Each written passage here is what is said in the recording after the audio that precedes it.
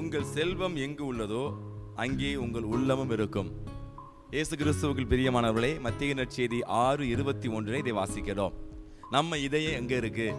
நம்ம இதயம் செல்வத்தில் இருந்துச்சுன்னா, அன்னைக்கு பதுவை அந்தோணியார் அழகாக அற்புதமாக ஒரு பணக்காரர் இறந்த பிறகு மறையுரை கொடுத்தாங்க.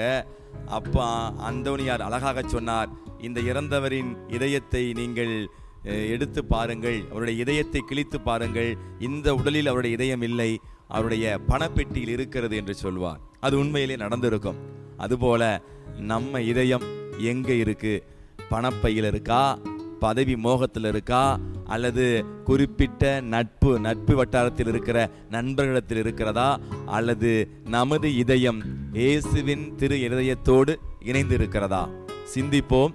இயேசுவின் இதயத்தை போல நமது இதயமும் கனிவுள்ள இதயமா மாற இயேசுவின் இதயத்திடம் நமது இதயத்தை ஒப்படைப்போம்.